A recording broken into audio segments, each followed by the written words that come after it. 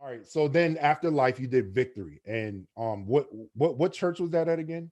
For Memorial. Deliverance. Oh, Deliverance. Okay. Deliverance. So Yep.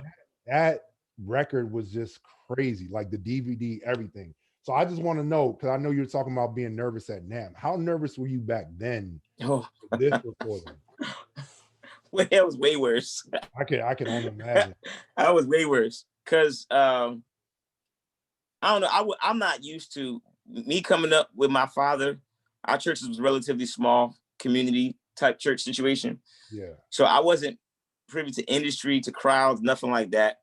You know, a good crowd coming up in our church is like 100, 150 people maybe. Yeah. So I got with Tye. It was a different thing, like attention.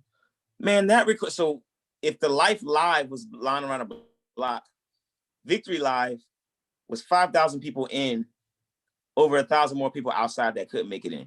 Wow. The fire marshal wanted to shut us down. Now, Wow. mind you, so we rehearsed for months for this recording. We prepared for this.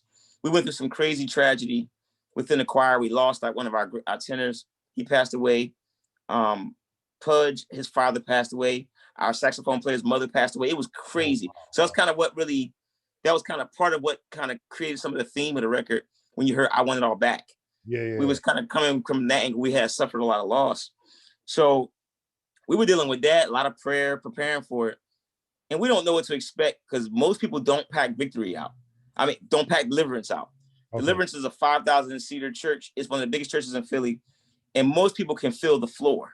If you fill the floor of the church, you're doing good.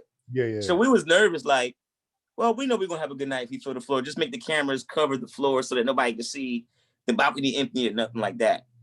Man, we opened them doors. People couldn't sit because there was so many people in there. We like, and then it was over 1,500 people outside that couldn't get in. So we come to the stage, and if I'm looking at the audience, and you can see Warren Campbell, Aaron Lindsay, Israel, Mary, Kim Burrell, Donna McClurkin, Hezekiah Walker. Then you look over here and you see Teddy Riley. Why is Teddy Riley like, and Guy is standing over there? And it's just, and then everybody you can imagine, James Fortune, all these different people. This is before anybody knew who James Fortune really was. Yeah. Everybody could think was there. And so automatically my heart coming out my chest, like, and for me, what made me nervous was, now we had prepared for this, but what happened was there was a song that night that Tye was supposed to play that he didn't play, that he asked me a couple hours before.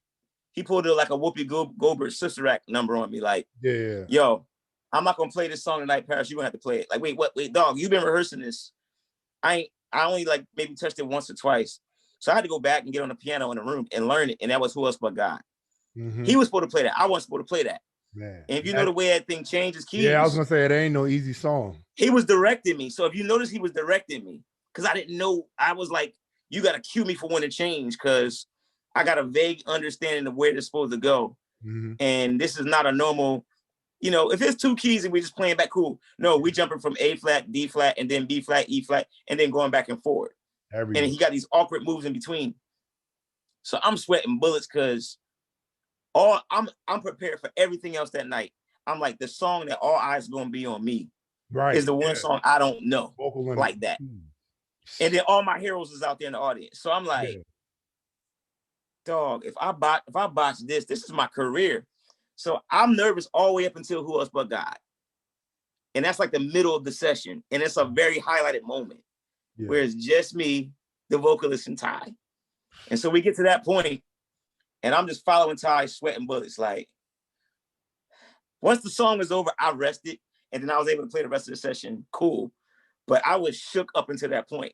Once that was out the way, I was like, all right, cool. I can get through everything else. But we were sweating bullets. The sound wasn't good that night. We walked away feeling like we lost the Super Bowl that night.